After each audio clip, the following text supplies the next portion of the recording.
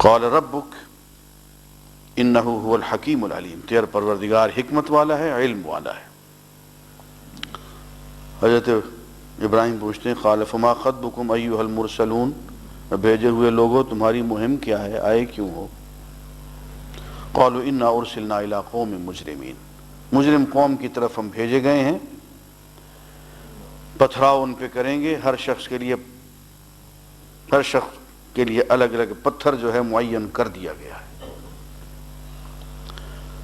اور جو مومنین ہیں ان کو علیحدہ کر لو، بس ایک ہی گھر ہے مسلمانوں کا، وہی نبی کا، اس میں سب کو اکٹھا کر لو اور بستی سے باہر نکل جاؤ۔ اور دیگر آیات میں ہے کہ صبح سے پہلے نکل جاؤ اور بستی کی طرف مڑ کے بھی نہ دیکھو۔ چلے گئے بیچارے۔ اس کے بعد یہ حضرت لوط علیہ السلام کی بستی تھی، ان کے جرائم بہت زیادہ تھے، ان پہ پتھراؤ ہوا اور ان کو سب کو مار دیا گیا۔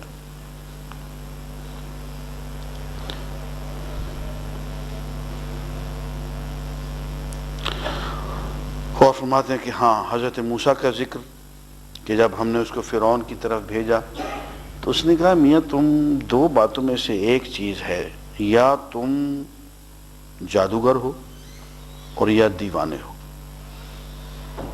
یعنی سوچا تو جا سکتا تھا کہ کہیں نبی ہو ہی نہ،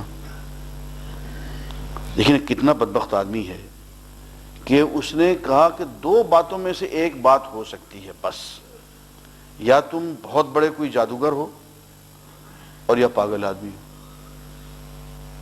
وہ بھائی ایک امکان اس بات کا بھی تو رکھ لو، پاسبلٹی تو ہے کہ اللہ کے سچا رسول ہی نہ ہو کہیں، یہ سوچنے کو وہ تیار نہیں ہے۔ آگے سنیے، فرماتے ہیں ہم نے اس کو بھی اور اس کے لشکر کو بھی ہم نے غرق کر دیا ذلیل و خوار کر کے۔ اس کے بعد فرماتے ہیں کہ یہی حال ہم نے عاد کی قوم کے ساتھ، سمود کی قوم کے ساتھ یہی کیا، قوم نوح کے ساتھ ہم نے یہی کیا۔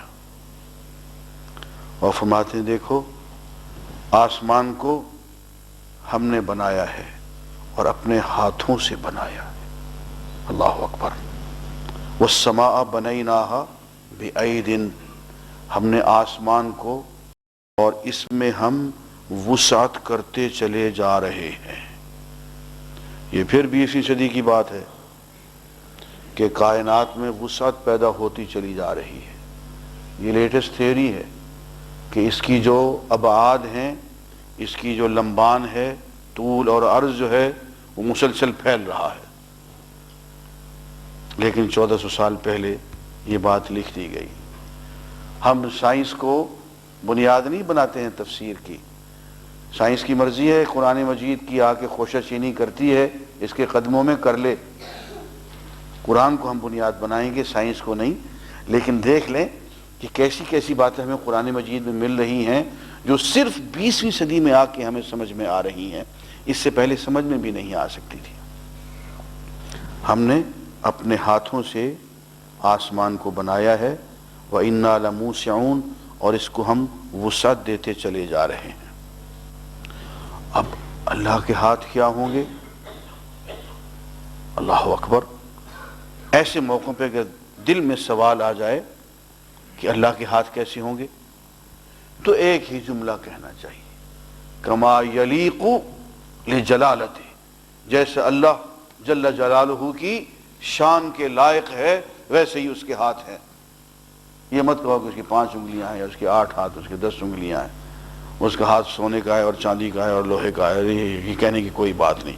جو بات اللہ تعالیٰ نے نہیں بتائی ہے اس چکر میں نہیں، ایک جملہ کما یلیق جلالتہ، جیسے اس کی شان کے لائق۔